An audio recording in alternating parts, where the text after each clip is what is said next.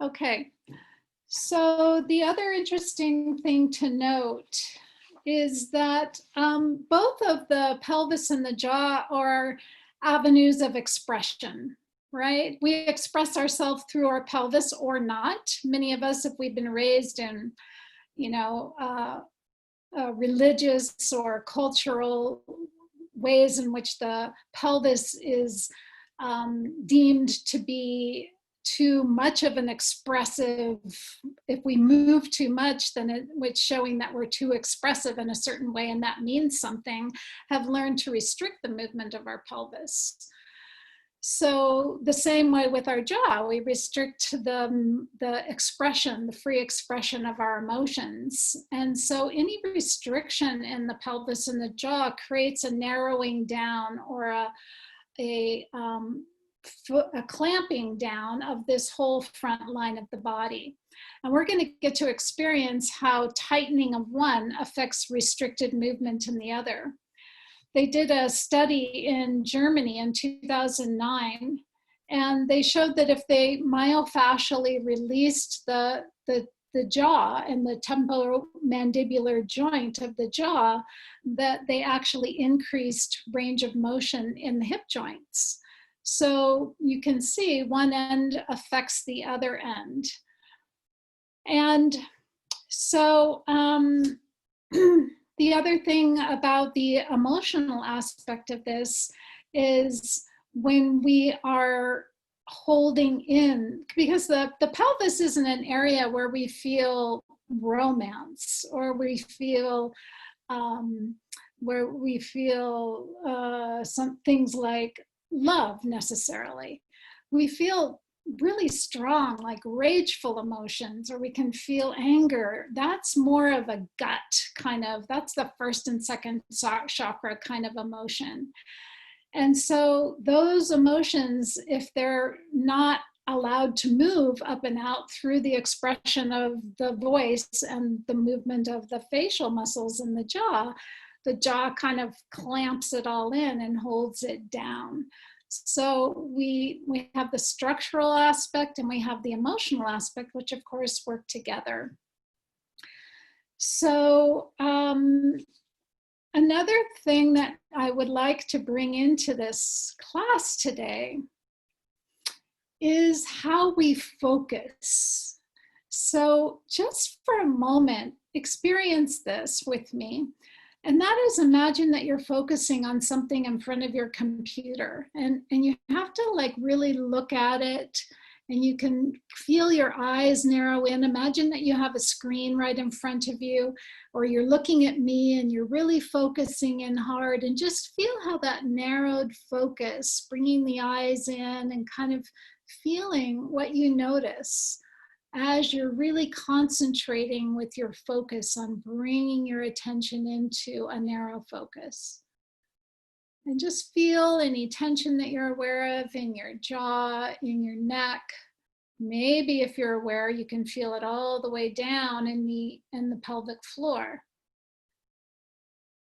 And now just imagine, and we're going to do this in a minute, but just imagine now widening your focus. So instead of narrowing in, imagining that you're bringing your focus out, and see if you can begin to expand your awareness to the edges of the room that you're in, even feeling what's going on around the back of you.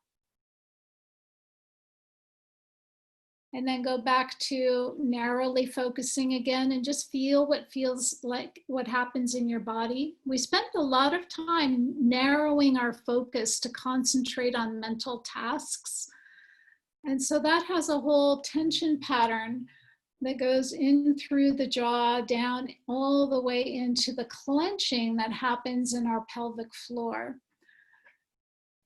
So before we go deeper into that, I just made a little mock-up because I want to show you so you have a visual of what a pelvic floor is. So perhaps you can see on my little skeleton here that it goes from the tailbone, and it's like a little sling that goes all the way around and up to the pubic bones, and it is like a trampoline. So this whole inside. I'll show you this way so you can see inside the pelvis. That's the pelvic floor.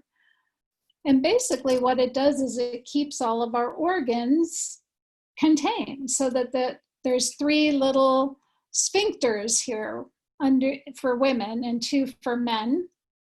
And so we have the anal sphincter, the vaginal sphincter, and the urethra that are little apertures in which we can control those sphincters.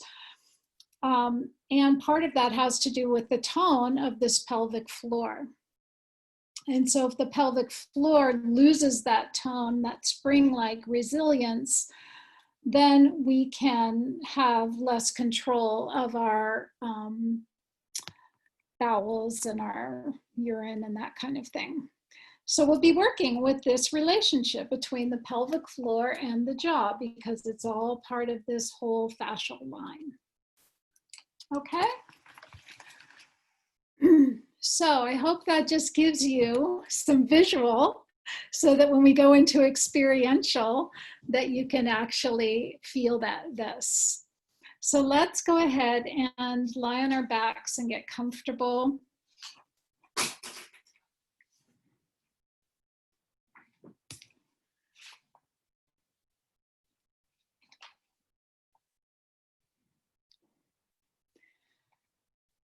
And be comfortable either whatever position you're in. You can have your knees bent or you can have your legs long.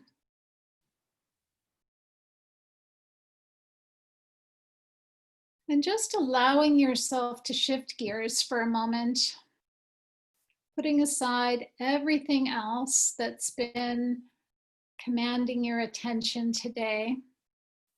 Maybe taking a couple of breaths. And allow your exhale to bring you fully present.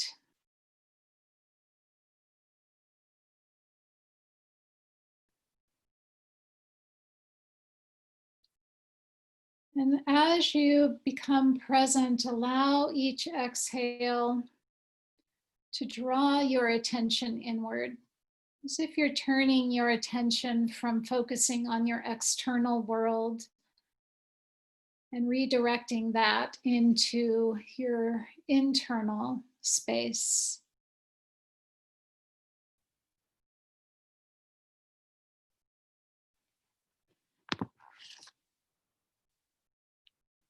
And just sensing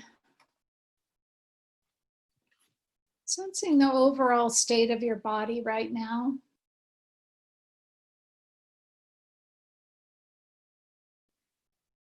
Noticing any areas of tension or holding.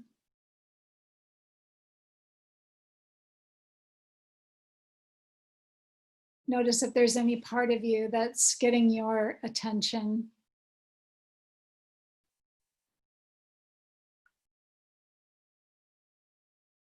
Just give your awareness to that place. If there's something in your body that's communicating with you, just allow it to be there, just as it is.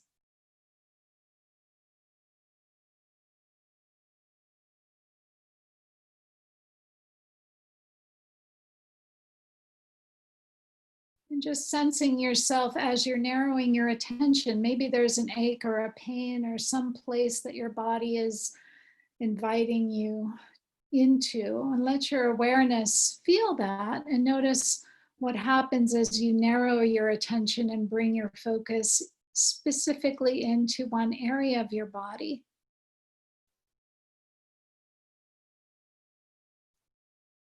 And now let your awareness begin to expand outward from that place to include all of you. Just fill your whole body up with your awareness. All your tissues, all your cells, all the molecules that make up you, all the 75 trillion cells that are doing the dance of life.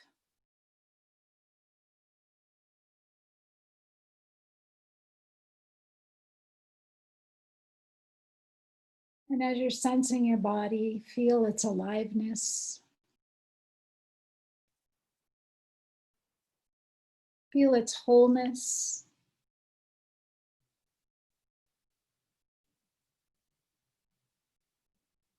These vessels that we call our body are such wonderful, unique living organisms working 24/7 to serve us in their best and highest capacity.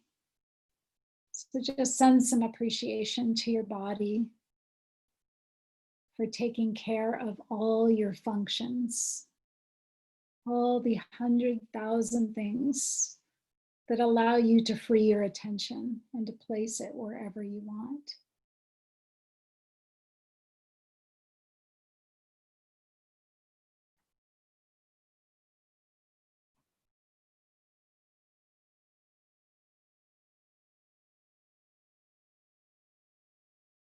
Now expand your awareness to include all your feelings, your thoughts, your imagination, the full spectrum of yourself.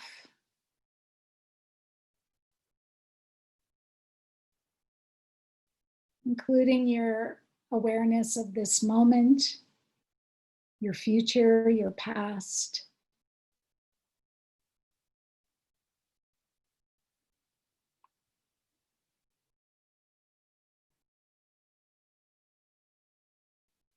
And now expand your attention even wider, bringing it into the earth beneath you. And feel the floor you're touching, and let your awareness extend all the way down, deep into the earth, into the tectonic plates that our country is built on. Send your attention, your love, your light right down into the center of this planet.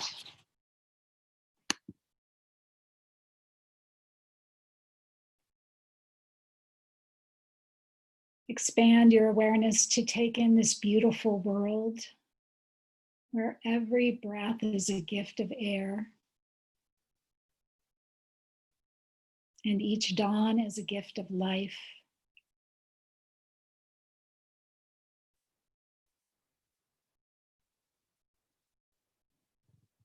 And now expand your awareness up beyond your body to the ceiling and into the atmosphere that keeps this planet alive, taking in the sky,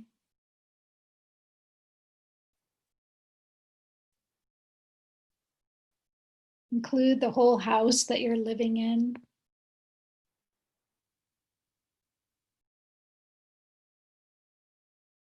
All the things in your house, the countless hours, the people who have made those objects in your house that you enjoy and that make your life more functional.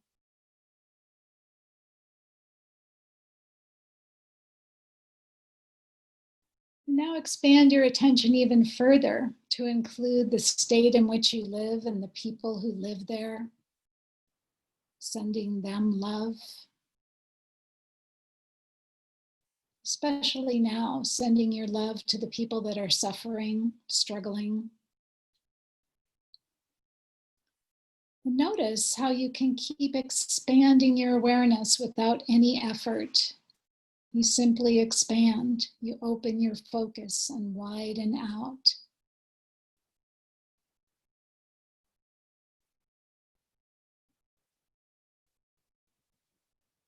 And now expand your awareness again to take in the whole world, all the people who live in it, the whole human race that we're a part of, all sharing a common global challenge right now.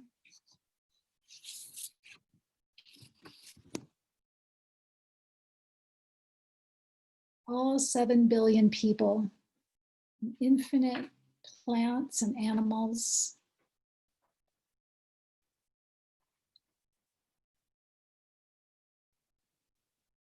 And expand your awareness even further. Recognize that you're part of a solar system with the sun at the center.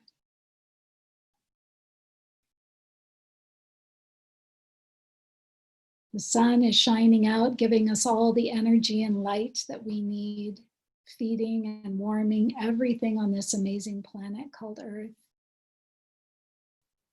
Allow your attention to expand out and beyond our sun, beyond the solar system, all the way to the nearest neighbor stars, which are 4 light years away. That's about 25 trillion miles away. And just feel that space expanding and widening infinitely in all directions.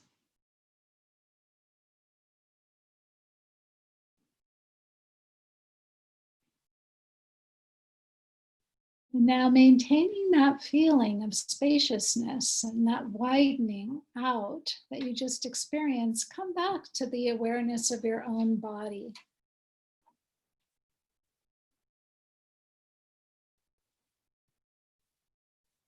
And sense the quality of your awareness and notice any differences you're aware of in your internal state.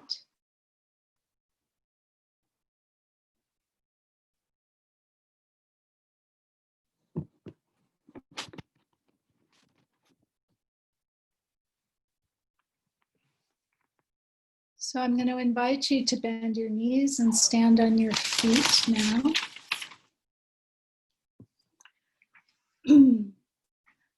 So this expanding practice and narrowing, it's really a metaphor for everything in life. As we breathe in, we expand, we bring in from the atmosphere, and as we breathe out, we narrow. This will be the entire theme of what we're working with this afternoon. So as you're standing on your feet, begin to go ahead and take a full breath in and feel that expansive widening. Allow your consciousness to expand and widen as you did before out to the edges of the room. And just notice how that breath into the belly and that expansion phase of movement perhaps causes a little bit of rocking of your pelvis down towards your tailbone. So we begin to move the body as the breath is inviting it to. So once again, let's just do this a few times. As you breathe into your belly, expand and feel your pelvis rocking down toward your tailbone. So when I say stand, I'm sorry, several of you didn't understand, and I should have clarified for the new people. I don't mean stand on your feet. You're not standing upright. You're lying on your back with your knees bent, so your feet are standing. So you're still on the floor.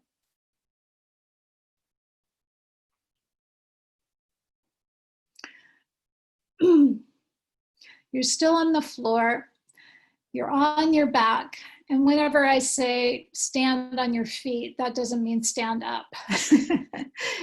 So I'll try to be a little more clear for the people who are here for the first time. So once again, back to the belly. As you breathe into your belly, just feel how there's this expansive phase of movement, and you're just going to rock your pelvis a little bit down towards your tailbone. And as you exhale, there's the narrowing, drawing inward. So just feel how as you empty the pelvis, there's the opportunity for the pelvis to tip the other way. So thinking of the pelvis like a bowl, when you breathe into the belly and there's this expansion and you're rocking your pelvis toward the tailbone, that pelvic floor that I showed you on the skeleton, you can feel the pelvic floor moving downward toward your tailbone. And as you exhale and empty, there's the tipping of the bowl. You're not lifting your pelvis, but it's just a rocking of the pelvis. So the pelvis now is tipping back, and you'll feel the lower back make more contact with the floor. So just begin to, again, if you're here for the first time, these movements are like, if you can think about homeopathy, homeopathy is the most powerful homeopathic remedies are the subtlest. They're the least amount. So if you can stay within small movement that feels pleasurable, that feels effortless, that feels fluid, you will be really contributing to your own ability to learn, because this is a learning kind of activity. So we learn best when we're feeling relaxed, when we're feeling that it's enjoyable and pleasurable. So anytime you find your jaw clenching and you're holding your breath, please go much, much slower, much, much gentler. Think homeopathy. We're working with very, very powerful neurological connections in your nervous system, and it does not require effort. And I know that's hard to believe because we're so conditioned to think, we've got to try harder and work hard at this. And this is at the other end of the spectrum.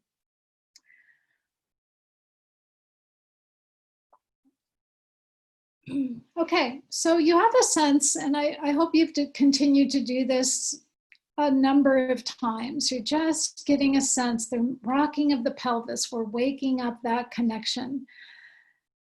Now, with your knees still bent and you're standing on your feet, not standing upright, but knees bent, standing on your feet, I want you to now, not so much that it causes a lot of tension, but just see if you can clench your jaw lightly, like you're clenching something, gripping it between your teeth, and hold that clench, and now go back to rocking your pelvis and just notice if there's any difference in the movement of your pelvis with your jaw clenching. And then relax your jaw, because I don't want you to hold it too long. Did anybody feel that connection? Yeah? See a few hands up. Okay. Yeah, so you can feel how if your jaw is clenching, and that's a common thing when we're stressed, when we're under a lot of emotional distress, we tend to clench our jaw, and so it causes the pelvis to freeze up. So they're very related. So now let's experience this in this widening of our attention and our movement, and the narrowing of our attention and movement in another way. This time, can you start to roll onto the outside edges of your feet? So the outside edges would be where your little toe sides of your feet are. Can you kind of roll so that you're lifting the big toe sides of your feet, and you're rolling onto the outside edges, and you'll probably feel your knees will open a little bit. So just allow your knees to open. That's the widening of the pelvis. And then as you exhale, come back and see if you can even roll onto the inside edges of your feet, which would be your big toe sides of your feet. And your knees come a little bit closer together. So that's narrowing. So once again, rolling onto the outside edges of your feet. And we're still doing this pelvic rocking motion. If you ever get lost or feel confused, I have my husband Bruce in the background demonstrating the movement, so you can always look at him. But if I use my hands as an example, the outside edges of your feet would be what my little fingers are, and the inside edges of your feet would be the thumb side of my hands. So we're playing with feeling the rocking motion of the pelvis. So you're rolling your pelvis down towards your tailbone as the knees open, and you're rolling onto the outside edges of your feet. And then exhale and rolling onto the inside edges of your feet as your knees come together.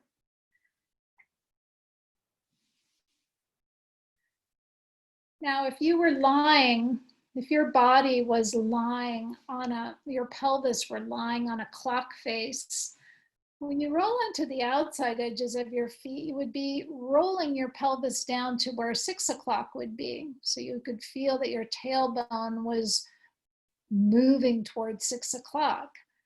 And as you bring your feet toward the inside edges, the big toe side of your feet, you would be rocking your pelvis toward 12 o'clock. So the clock, 12 o'clock is maybe a couple inches behind your back, like behind your belly button.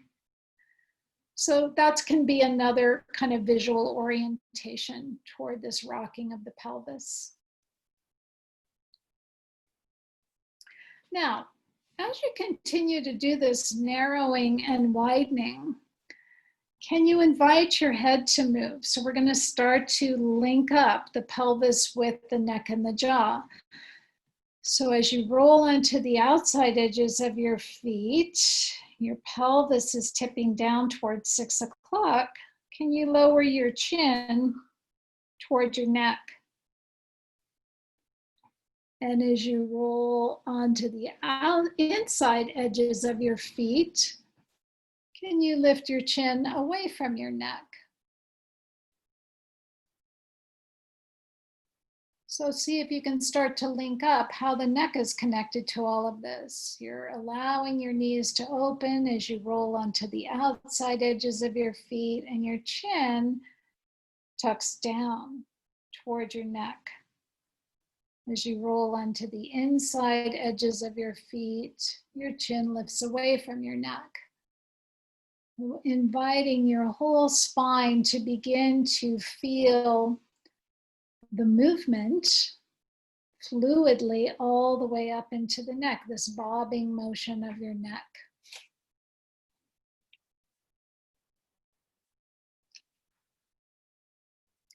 Now, I know there's lots to pay attention to, so go really slow because we're going to keep adding to this, lots of nuances. If I were to ask you as you do this movement, which direction would your jaw prefer to open? So as you're rolling onto the outside edges of your feet and your chin is lowering toward your neck, your pelvis is moving towards 6 o'clock, would that be when your jaw might want to open? Or would it be as you move your feet toward the big toe side and you're flattening your back, would that be when your jaw would open? So there's no right or wrong here, but just explore how is your body linking these movements up if we're connecting the jaw with the movement of the pelvis. Just try in your own experience, if you invite your jaw to move, to relax enough to be able to move with the rest of the body, would it move during the opening phase or would it open during the closing phase of the pelvic movement?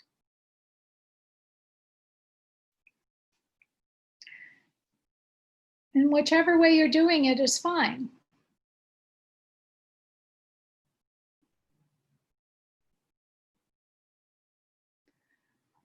Okay, and pause for a moment now and just relax on your back with your legs straight. Give your nervous system a little time to process and digest all of that.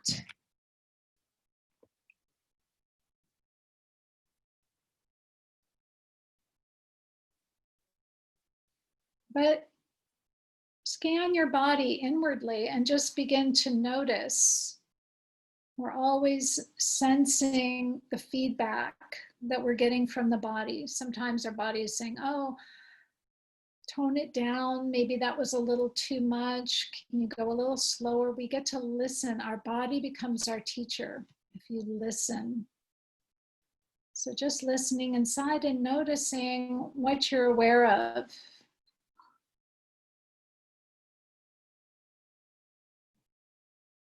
Just begin to sense the connection of your whole spine to the floor. Just notice, was there any clenching of your jaw?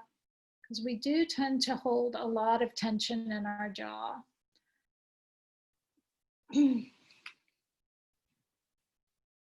So now go ahead and bend your knees again. Stand on your 2 feet. So we did 2 positions of this clock. We did 12 o'clock and 6 o'clock, but the pelvis has another way of moving. So we're going to explore rotation. So this time, if I were to have you visualize that clock and you were to think of 3 o'clock as being on your left side for most people, 9 o'clock is on your right side. Of course, if it looks different to you, that's fine, as long as you're aware that there's a right and left side. And see if you can allow your left hip to lift away from the floor. Like, how would you tip the bowl of the pelvis over to the right so that the left side is off the floor and all the weight is on the right side, so that your belly button would be making a right hand turn, facing closer to the wall on your right side, and then come back. So we don't ever hold the movements, we just do them small and repetitiously. It's the repetition that actually instills new neural pathways. Each time you do it, it becomes a little clearer, a little more organized. So I'm going to see if you can do this movement without your knees swaying side to side, so that it's more the pelvis that's doing the tipping. So you're tipping your pelvis over to the right, and just notice how you do that. There would be several ways to do that. One way would be to really push down into your left foot to lift the pelvis. That's a way. But I also want you to see if you can discover your abdominal muscles, because we're going to be working with these core muscles. What would happen if you didn't rely so much on pushing down with your left foot, but you actually used your abdominal muscles? See if you can find how activating the left abdominal oblique muscles. And you can put your hand there if it helps you to feel it. It's the space between your ribs and your pelvis on the left. See if you can feel that those muscles have a powerful influence on rotating your pelvis.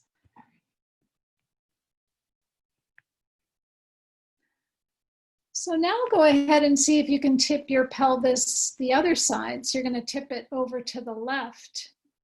The left would be, for most people, 3 o'clock.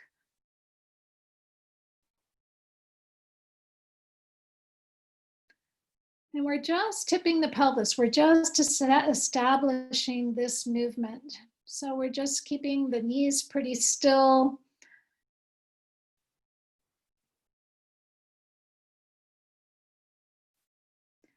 And then see if you can go side to side a few times. So explore what would it be like just as you were rocking your pelvis toward 12 and 6 o'clock before. Now you're going to be rocking your pelvis toward 3 and 9 o'clock, which is a side to side motion. And I'm inviting you to make it smaller by keeping your knees more or less vertical, so that it's really the pelvis that's doing most of the moving here.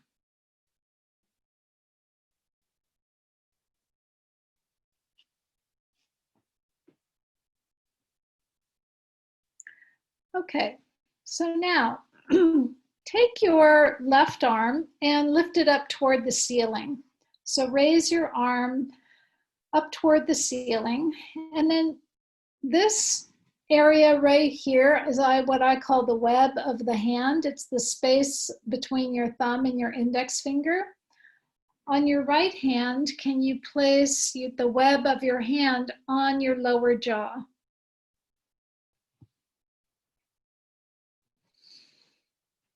All right, so now, this time as you lift your pelvis on the left, can you go ahead and reach with your left arm up toward the ceiling, letting your whole pelvis roll to the right. And let your head and your neck and your jaw roll to the right as well. So I'll say that again. You're going to cause your pelvis on the left to lift away from the floor, reaching with your arms so that it invites your whole head to roll to the right as well. So you'll notice that your right elbow is moving closer to the floor.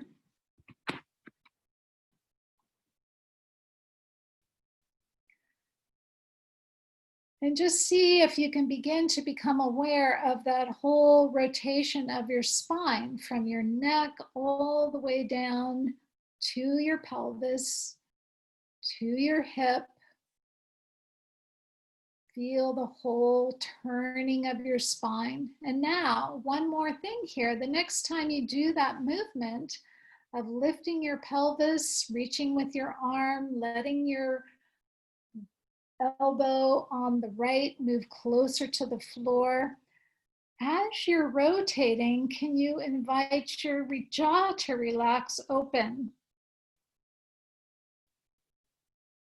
And as you return, let your jaw relax back closed. Now, please don't use any force with your jaw. You need to be, it's a very powerful, the muscles around the jaw, very powerful. We can grind and chew, but they're also very sensitive. So they don't need any force. Please be very gentle with your jaw. So let the rest of the spine just be an invitation for your jaw to relax open when you're rolling yourself to the right.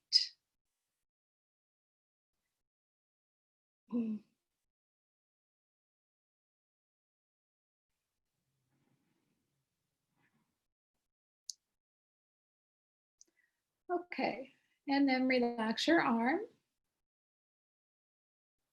And go ahead and switch the arm position. So now it would be your right arm extended up towards the ceiling, the web of your left hand on your left or right on your jaw.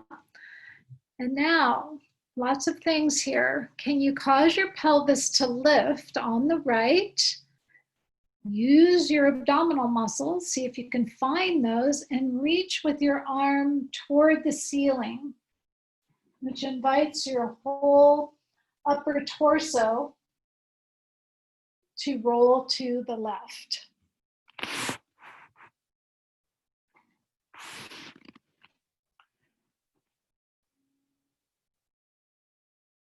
Just notice how the neck is part of the spine, so your neck isn't moving independently. It's part of the whole spiral of motion that's going all the way up your spine.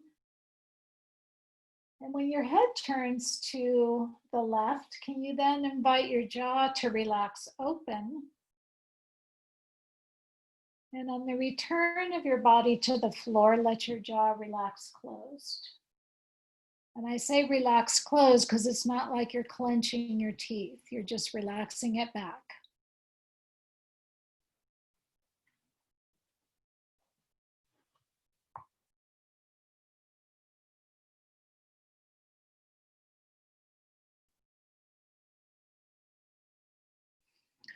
Now there's one more thing. I forgot to add it on the other side, so we'll go back to that side. But this time, on this side, as you lift your right pelvis and your right arm is lifting up toward the ceiling, can you open out your left knee? So now we're opening the pelvis more as the jaw is opening. And as you slowly bring the left knee back to vertical, closing the jaw. So that's one more connection, working all the way up into the beginning of the pelvic floor. As we open the knee, you're opening the pelvis wide, you're opening the jaw. Just relax the left knee out as far as it's comfortable opening.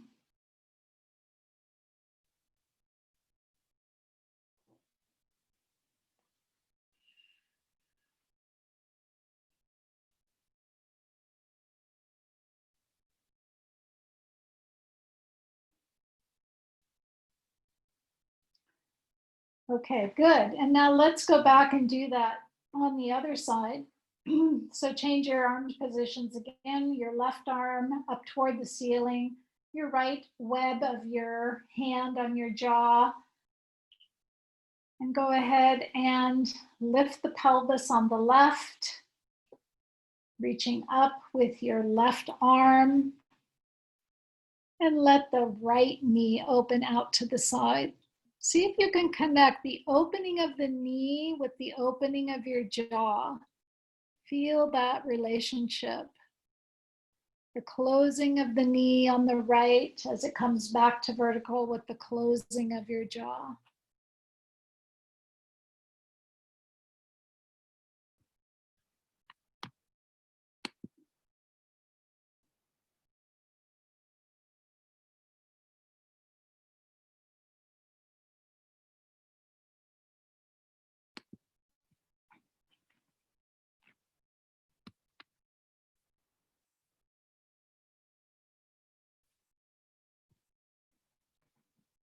Okay, very nice. Pause for a moment.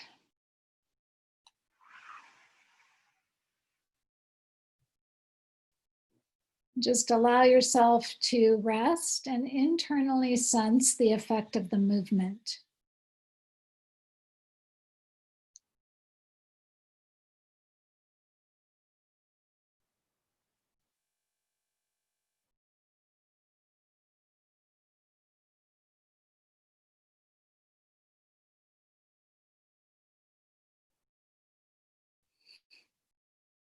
Just notice your breathing right now.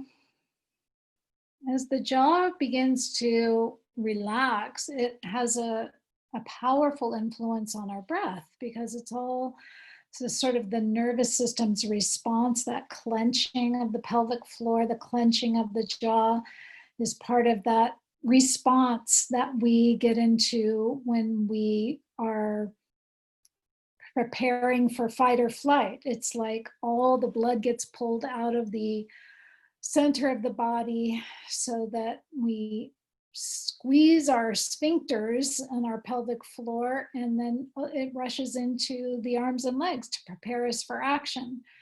So now we're beginning to shift down into the parasympathetic nervous system. So the jaw relaxes, the breath is easier. So just begin to notice the quality of your nervous system right now and the tone of it.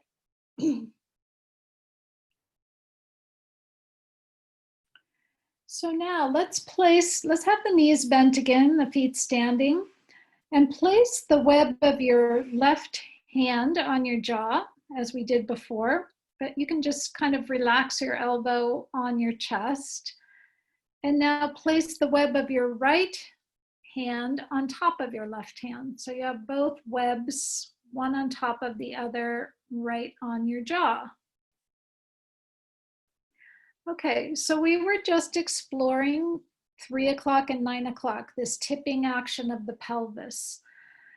So this time we're going to continue with this in some interesting ways. Can you now, once again, tip your pelvis on the left over to the right? So I should say that differently. You're lifting your left pelvis away from the floor. So you're moving toward 9 o'clock. Can you lift your left elbow closer up toward the ceiling? And feel how now, once again, we're rotating the spine. The head rotates and then come back. So we're just going to do this one direction. So once again, lifting your left hip, lifting your left elbow, feeling the turning of your spine to the right.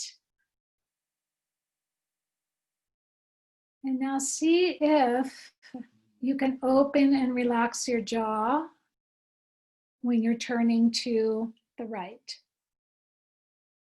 closing as you come back to center. So small internal movements. If you stay really slow, you'll begin to feel so much more. If you move through these very quickly, then you miss a lot of the subtlety and the nuance. And you also miss some of the cues of your body saying, yeah, just right there, just this much is plenty. Just enough to feel is all that's needed. As soon as we override that and use force, it's like trying to play music, thinking that the harder we press the keys, the more beautiful the music is going to be. It's actually the other way around. The lighter the fingers are on the keys, they can dance across the keys and they can make the music float. That's what the movement is like.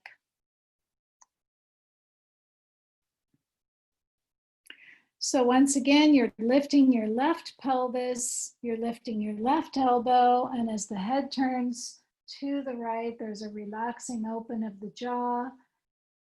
And then as you return back to center, there's a closing back of the jaw and a relaxation. Okay, now switch the hands so that your right hand is the one that's on the bottom, touching your jaw, and the left hand is on top. And now lift the right side of the pelvis away from the floor, rolling by lifting the right elbow toward the ceiling. Just do it a couple times so that the body can feel the connection between the lifting of the pelvis, the lifting of the elbow, turning and rolling the spine to the left, and then invite the jaw to relax open. And find your own way in these movements. I can give you the framework of the movement, but it's your own curiosity and your own willingness to explore what happens if I just do a little more or a little less or a little more to the right. It's like you can discover the pleasure in the movement by really finding just how much is right for you.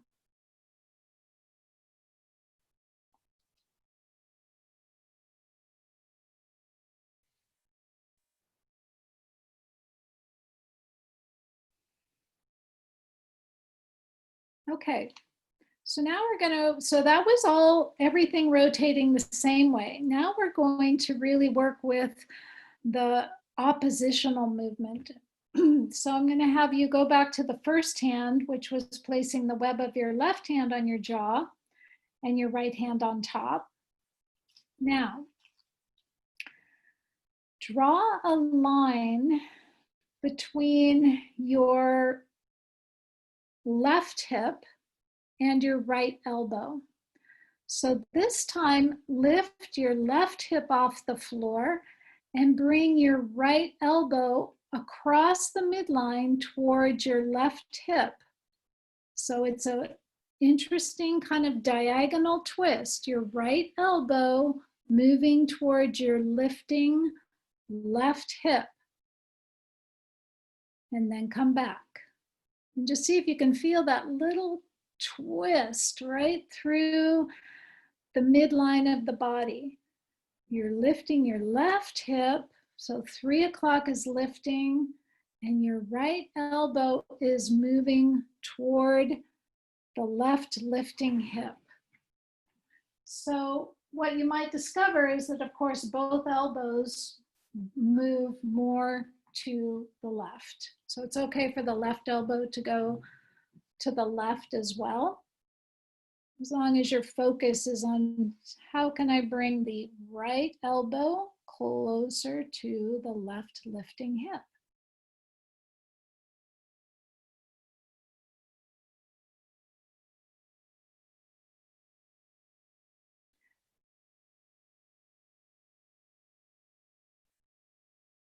Good. Now as you do that, can you open your jaw as it turns to the left? Relaxing the jaw open.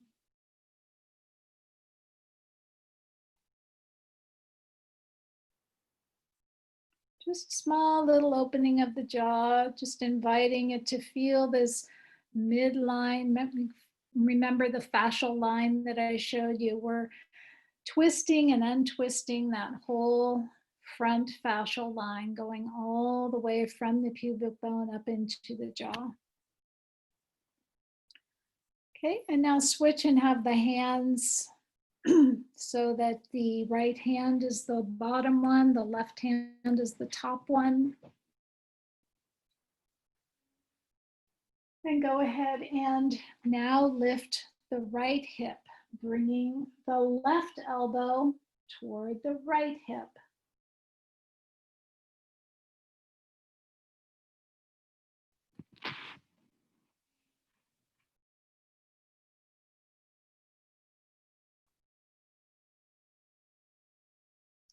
And just notice how the neck is naturally being invited to turn to the right.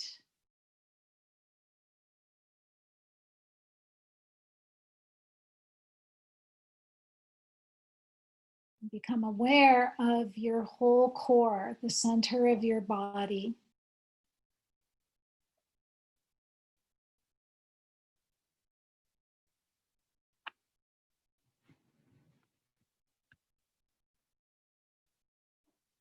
Okay, that's plenty. So just relax with your arms and legs straight for a moment.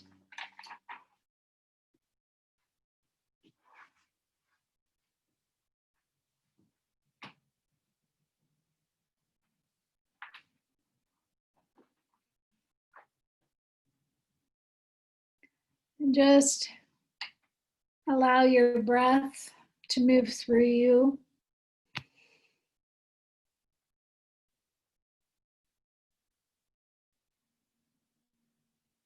Just noticing if you've been holding your breath at all.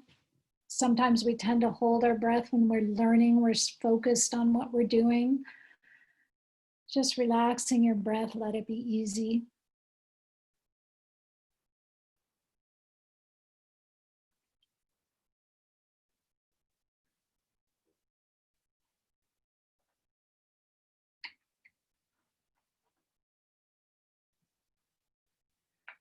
Okay, so now bend your knees again so your feet are standing.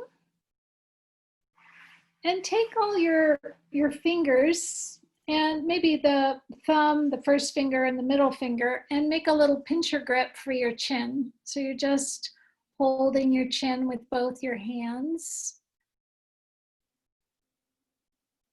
Good. Now, begin to press into both your feet so that you could elevate and lift your pelvis away from the floor. So your pelvis is lifting, and as you do that, see if you can use your little fingers to help your chin drop closer towards your neck so the back of your head lengthens. And then slowly lower the whole pelvis, the spine, everything back down, and start to lift the chin a little bit away from the neck. So use your feet, don't move your head first. Feel how there's the dynamic pressuring of your feet going through your legs, lifting the pelvis, elevating the spine, and your fingers are just there to guide your chin closer down towards your neck. And as you lower your spine and lower your pelvis, your chin starts to move a little bit away from your neck. Just see if you can go up and down a few times, just feeling this dynamic motion going all the way up your spine, inviting your head to move into flexion and extension, or which is a kind of up down, like it would be a nodding of your head motion.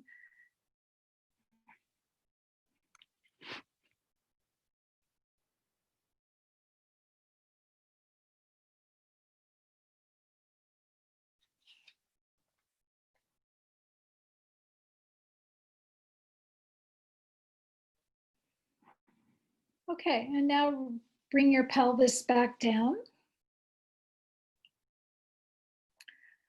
And now, keeping your fingers on your chin, can you just do this very, very gently? I should hardly see any movement at all.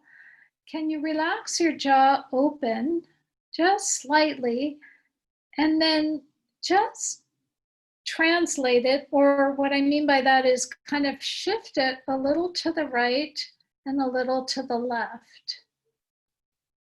So you're just seeing if there's any motion. Our jaws do have this motion of side to side movement. And just see, is there an easier side? Because oftentimes the jaw will get pulled to one side or the other. Very, very subtly. You're not pushing in any way. It's just an invitation to see how this joint can move side to side. Okay, and then forget that. Now, keeping your fingers on your jaw, this time lift your pelvis only a few pieces of paper width away from the floor. So like barely at all. And see if you can, just like you just did with your jaw, can you slide your pelvis side to side? So you're just asking your pelvis to not dip. Dip would be lowering one hip closer to the floor, but slide. If you had like a carpenter's level across your abdomen, the level wouldn't change. So you're just hovering over the floor and you're sliding. And if you find that hard, you can come back down and widen your feet more. So you've got more stability through your widened stance, and slide your pelvis side to side.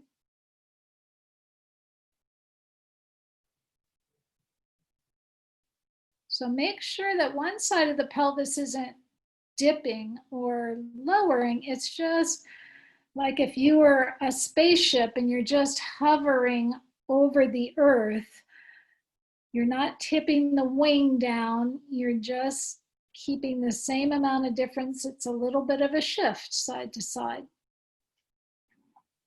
Okay, lower your pelvis back down. Now we're going to put it together with the jaw. So whichever side your jaw shifted to the easiest, start in that direction. So if it was to the right, you'll go to the right first. If it was to the left, you'll go to the left first. So you've got this little grip of your chin. Your jaw is going to, well, I'll tell you what to do with your jaw in a minute. So lift your pelvis a few pieces of paper width away from the earth. If you need more stability, widen your leg stance. So you've got a real stable stance. And now shift your pelvis to the same side of your jaw that was easiest, and then open your jaw and shift your jaw along with your pelvis to that side. And then bring your jaw and your pelvis back to the center and lower and relax your jaw. So we're going to just do the easier side first a few times. Lift your pelvis just a little bit. Sliding the pelvis, sliding the jaw. Feeling how they can slide together. Only one might have a bigger movement. Feel the relationship. Slide it back to the center and lower. So one more time to that side. Lift your pelvis. Slide the jaw and the pelvis together.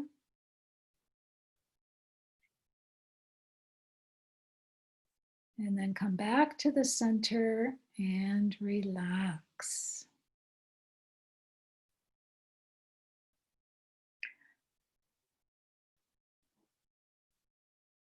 So let's go to the other side. So this time, holding onto your chin, your fingers are just there to be a guide. You're not trying to push your jaw.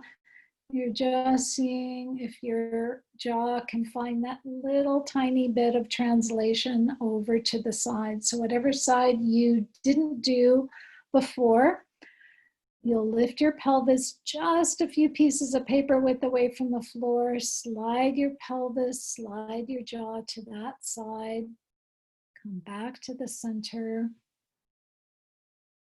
and relax everything down.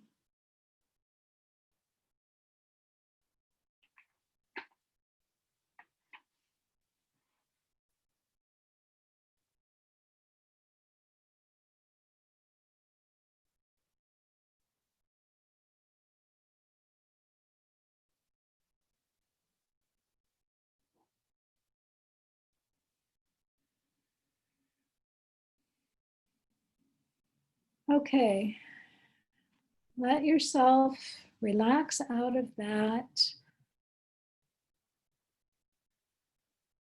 Lower your arms and legs. Completely relax everything.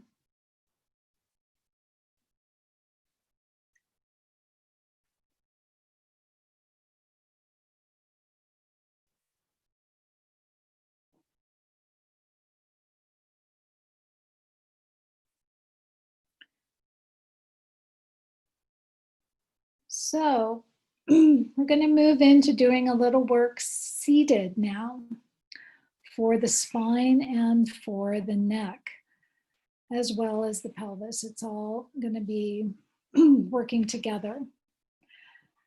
As they say, one thing affects everything. So if you're comfortable being on the floor, you can be on the floor. If you're more comfortable in a chair, you can sit in a chair. So start with your knees bent up toward the ceiling, and then just so we can get the orientation, let both knees go to the right.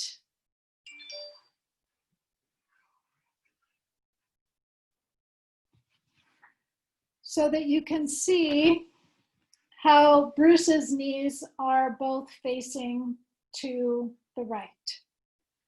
Now, if you find that you're really collapsed in this position, then you don't have enough pillows under your buttocks. So he's needing 2 pillows so that he can be upright on his pelvis.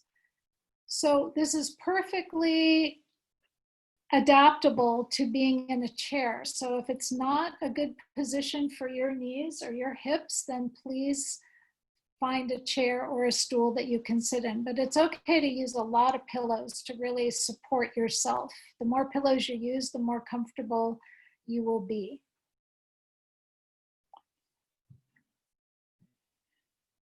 So I will talk you through it, and Bruce will do the movement so that you can actually see. I call this movement the bow and arrow.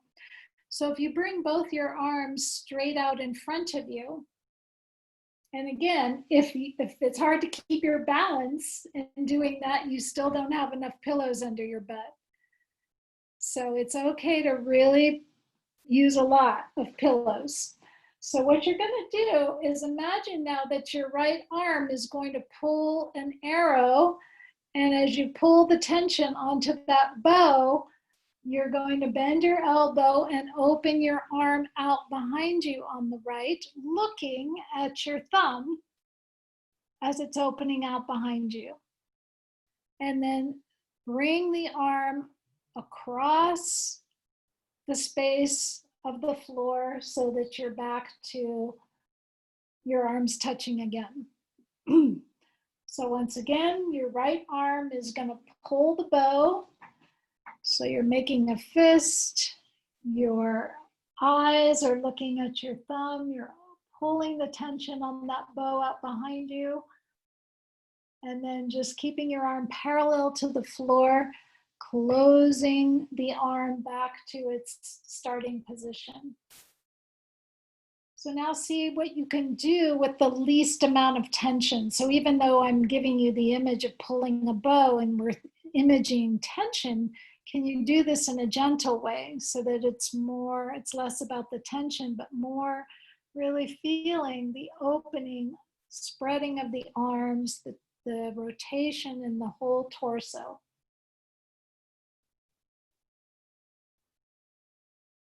And notice if you're doing this, if you can relax your shoulders so you're not shrugging your shoulders.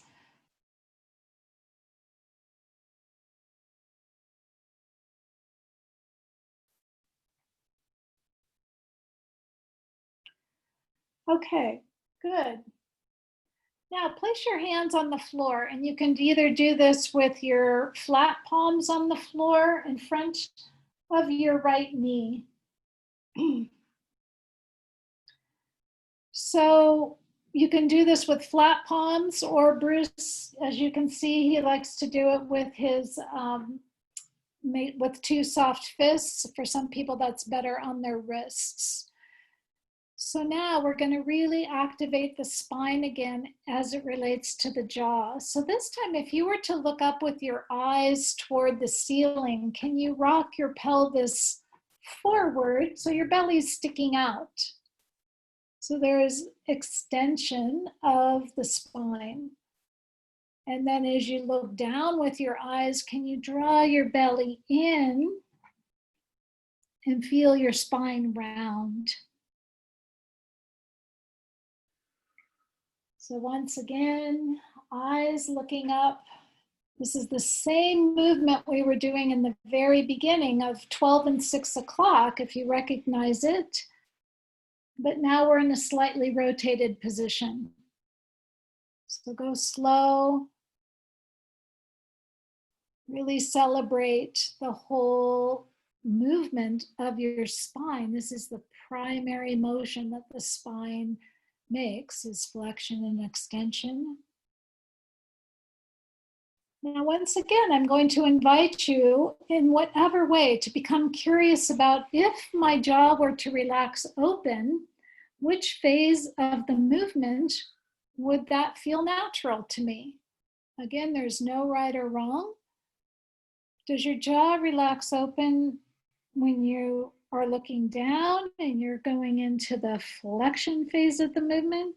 Or does your jaw relax open when you're going into the extension or the arcing of your spine? You can't do it wrong, so just explore what feels congruent.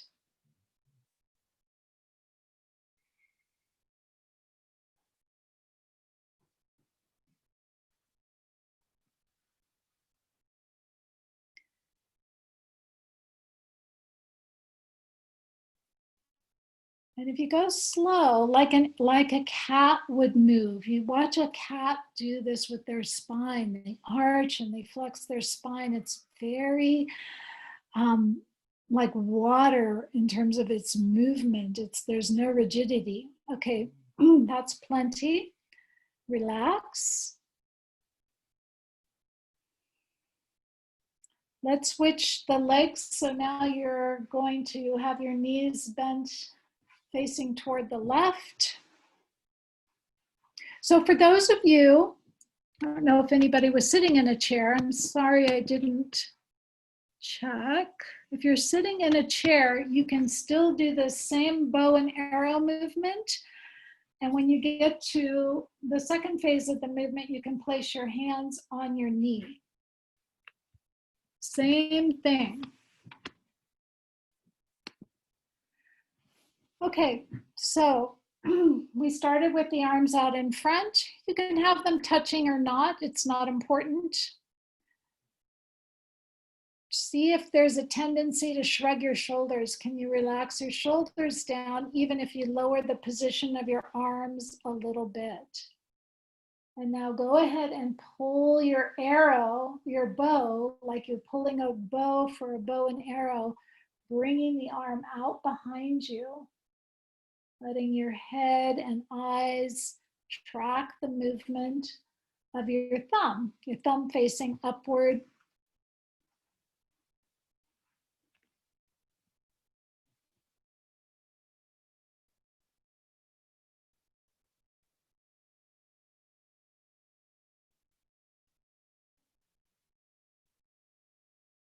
And this is such a good movement for getting into the space around our mid-torso where we have a lot of tension doing, computer work and spending a lot of time sitting. There's sort of a tightening that gets our mid-spine sort of in a constant state of flexion. So we're really beginning to feel how we can rotate and open the chest.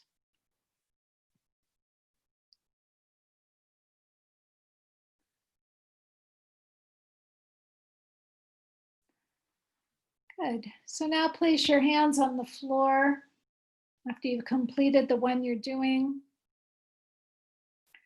Place your hands on the floor in front. You can have it either in front of both your knees or in front of your body, or I like to do it on either side of my left knee, but it's up to whatever's comfortable for you. If you can have it on either side of your knee, you're already introducing a rotation of your spine. So going ahead and looking with your eyes up toward the ceiling. The sternum lifts, the eyes lift, the belly relaxes. The pelvis rolls forward. As you exhale, looking down and drawing the belly in, shortening the whole front line of the body.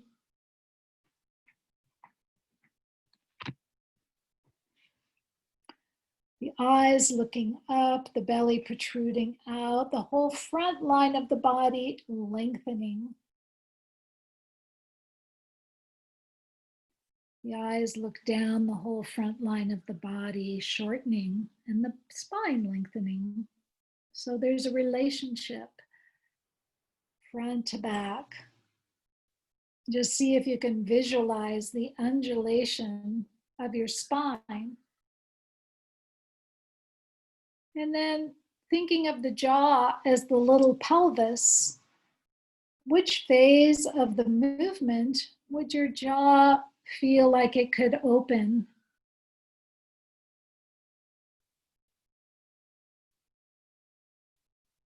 Just exploring your own body's wisdom, letting it teach you what feels natural to you.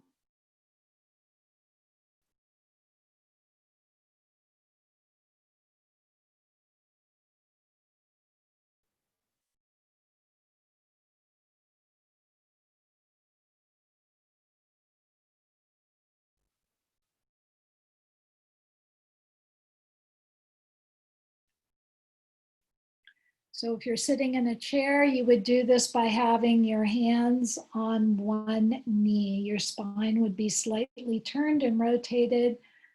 It's the same movement, but your hands are just resting on your knee. It can be one on top of the other or on both on your thigh. Okay, very nice. Relax back onto your back again.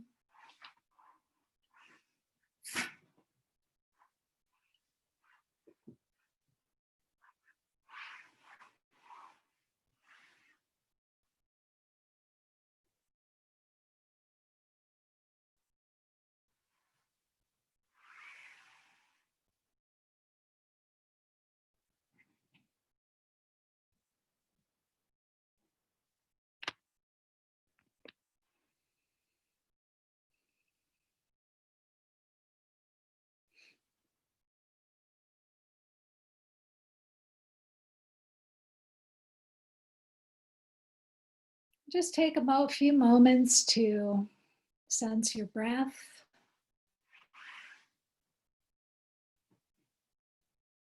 And sensing what moves with your breath, how your spine is invited to move with your breath.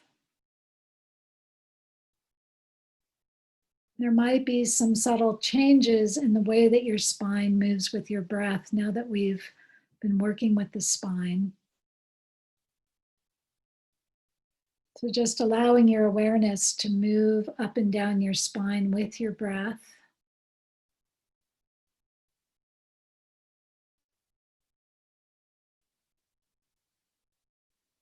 If there's any parts of your spine that aren't moving with your breath, see if you can invite your breath to come into those areas. What happens if the breath wakes up any area of your spine that feels like it's not moving?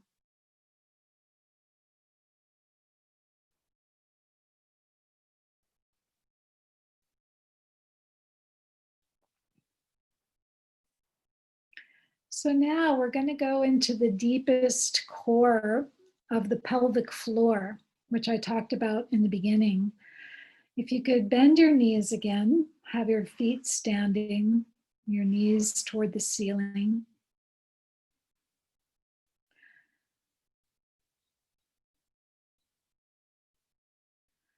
Now, just visualize these 3 for women, 2 for men sphincters in your pelvic floor. And if I were to ask you to kind of squeeze them and tighten them, like you're closing all those sphincters off, can you do that without squeezing your whole buttocks region, like not your butt, but just see if you can isolate just the sphincters. So it's a little bit quieter of a movement than engaging your whole buttocks muscle. And just begin to bring some life into them by squeezing, and then even more importantly, just fully letting them go. And imagine that you're causing this trampoline pelvic floor to kind of tighten and then relax. You can visualize that hammock.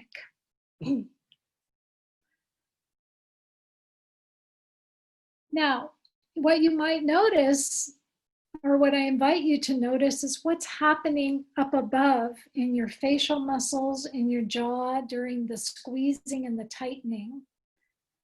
Do you notice that narrowing sense when you tighten? That sort of, maybe you can feel it in your lips coming a little together. Maybe you can feel it in your eyes narrowing a little bit. Everybody will experience it in slightly different ways. Whatever way you're experiencing it, can you exaggerate that so that when you tighten your pelvic floor, you can feel the narrowing, the sort of gripping feeling in your pelvic floor, and you can even purse your lips a little bit so that you're becoming and exaggerating the awareness of the connection between your pelvic floor, your facial muscles, and your jaw.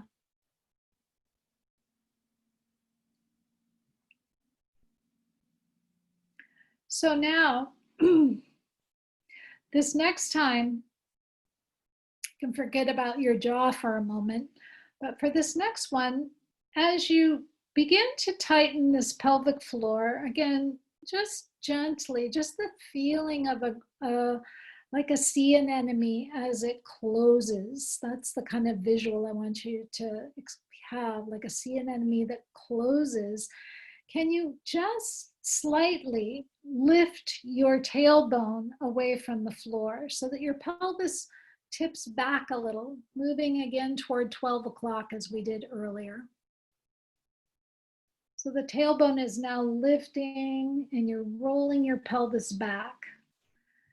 And then releasing all of that, can you allow your knees to open and let the pelvic floor relax as you're rocking your pelvis towards 6 o'clock?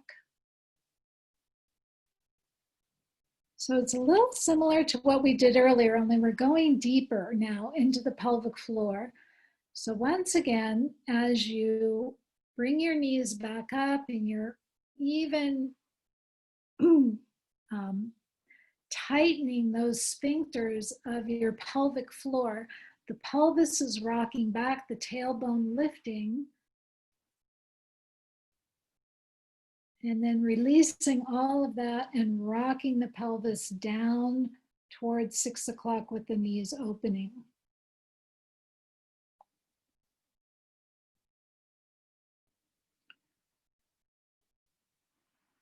So now, as you're doing this movement, tightening the sphincters. Can you push all the air out by pursing your lips and kind of like you were blowing out a birthday cake, candles on a birthday cake. Bringing it now into the deeper core transverse abdominal muscles. Relaxing all of that, going into the widening phase. And you might even feel that there's a widening in your face, like your facial muscles widen as your pelvis widens. And then drawing everything back into the tightening, the narrowing down. Feel how as you blow out the birthday candles, you can feel those deep core abdominal muscles waking up. So if you're gathering everything in toward your center, and then letting everything pour all out, pouring out the abdominal contents as the opening of your pelvis, opening of your facial muscles, the opening and widening of your eyes.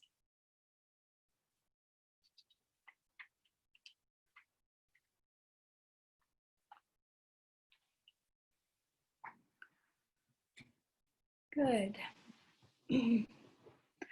Now, can you now place your hands on your pelvis with your fingers kind of wide apart so that your thumbs, put your pinky fingers just above your hip joints. So I will show you on my body what that looks like. Pinky fingers on your hip joints and your thumbs like right up in your abdominal area. So it's like what I want you to think of is we're going to make a movement of the pelvis that is going to resemble, before you do it, I'll instruct you how to do it, but I'm just giving you a preview. The pelvis is going to create like what would be a smile. So if these were the two eyes, my thumbs are the two eyes, my pelvis is going to be drawing a movement of a smile. So I'll talk you through how to do that.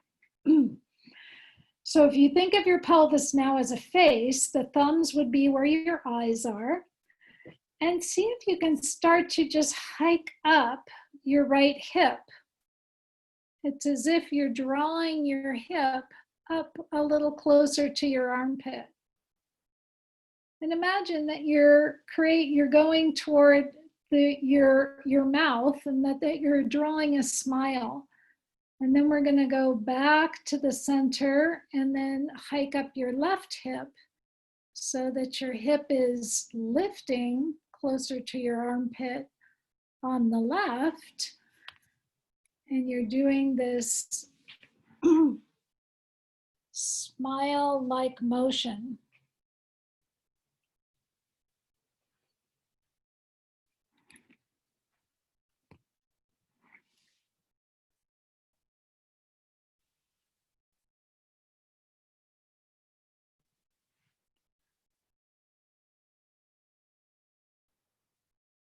Okay, now relax your jaw open a little bit, very gently. As you make this smile with your pelvis hiking up your hip on the right, can you let your jaw mimic the smile so your chin moves along with your pelvis? Your chin is going to lift or kind of shift over to the right as you're lifting your right hip and shift over to the left as you're lifting your left hip. And if that feels challenging, you can include your eyes. Your eyes will help to direct your chin. So think of your eyes as drawing the smile along with your pelvis. It's as if your eyes and your chin are the mirror image of the smile that your pelvis is making.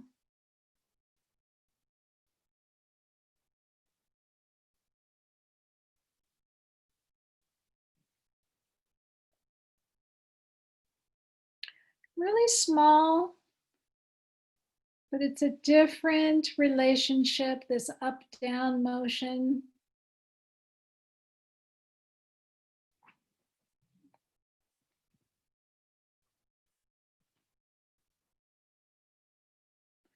Okay, and relax that. Nice job. I want to do one more thing to really stabilize all this intricate work we've been doing. This will stabilize the pelvis, the sacrum, and bring everything back to center. So if you could take your pillow and put it in between your knees with your feet still standing. Have your arms by alongside your body with the palms down.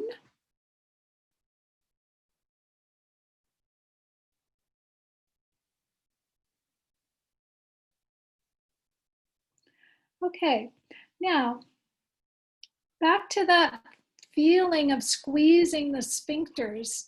Can you squeeze your pelvic floor and squeeze your pillow at the same time? As you squeeze your pillow, so your knees are squeezing inward toward each other, can you begin to lift the pelvis away from the floor, coming up as high as you'd like? And as you go upward, can you start to roll your palms so they're facing toward the ceiling, giving a little more opening in the front of the chest, sensing the shoulder blades coming in toward your spine, and then start to slowly roll your spine back down as your palms roll downward again. Lower your whole spine down. So once again, the movement starts with this activation of the pelvic floor, squeezing your knees together. As you're lifting into this bridge position, you can roll your palms upward. Just kind of keep your arms close to your body so there's a sense of being able to almost draw your arms underneath you in such a way that you might just feel a spreading, an opening, a lifting of your chest as your palms open upward. Palms facing toward the ceiling. And really go slow with this because you'll be able to feel that you can start to feel the segments of your spine lengthening, individuating.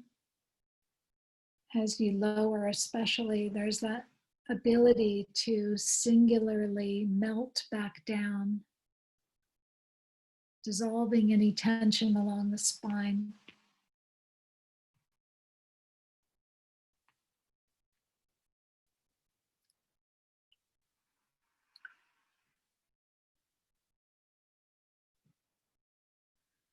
So the squeezing of your pillow is keeping the focus deep into those core muscles, the inner thighs, the pelvic floor, and that whole fascial line all the way up to your neck.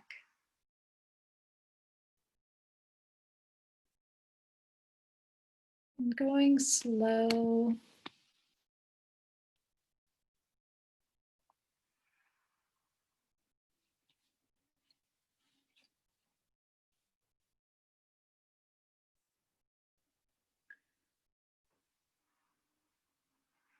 Okay, and when you feel complete with that,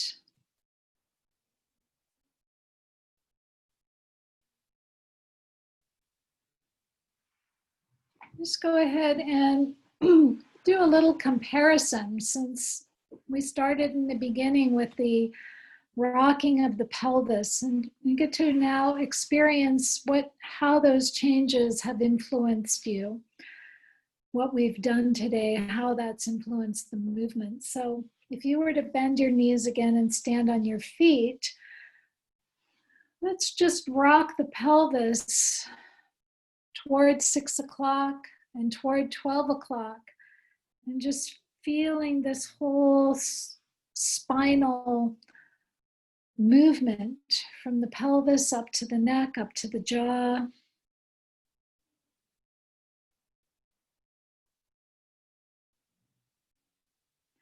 So you're tipping your pelvis down towards your tailbone, feeling the spine arch, tipping the pelvis toward 12 o'clock.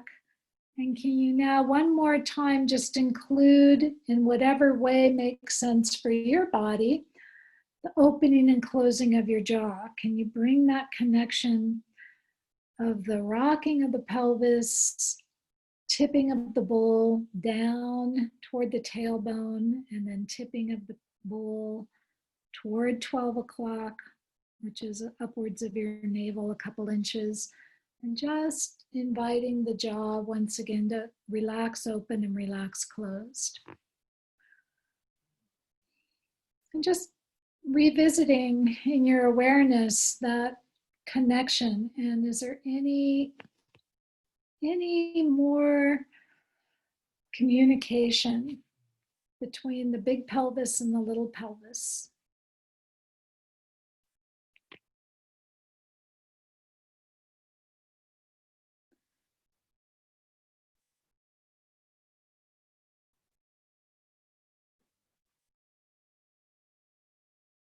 Okay, and find a comfortable place to relax on the floor and let that all go.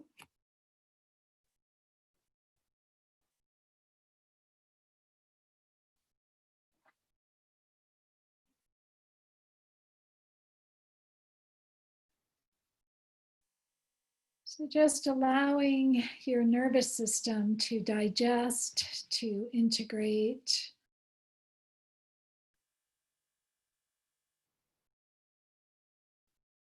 to really process all of that new information not in the sense of your head learning, but your body learning something new. Just sensing your internal state right now.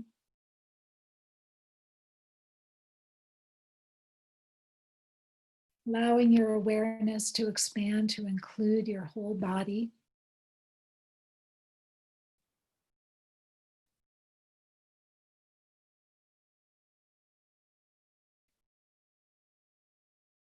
And just inviting awareness into the 75 trillion cells that make up your body.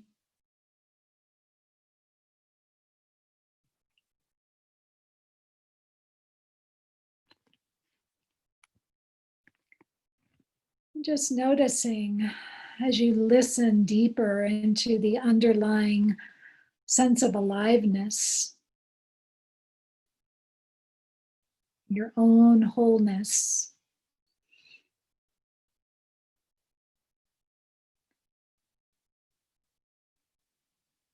Just allowing yourself to dissolve into the rest of that.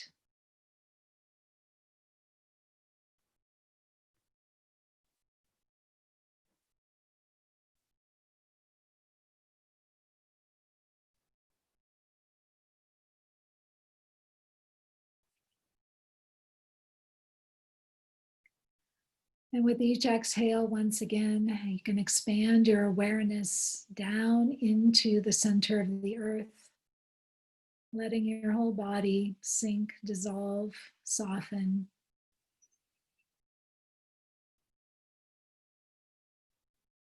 Into the earth.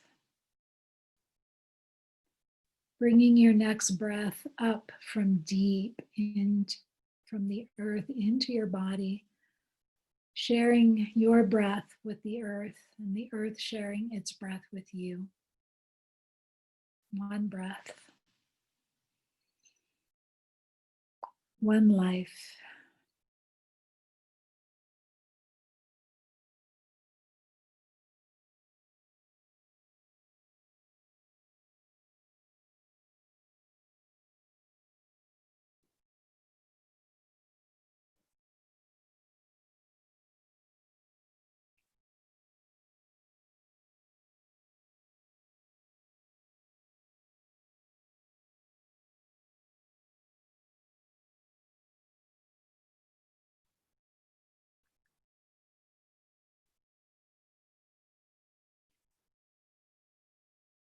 And taking all the time you need. For some of you, you may just want to continue to rest in this position. And for others of you, if you would like, you can roll onto your side and come back up to a sitting position. And I will unmute if there's any questions or comments.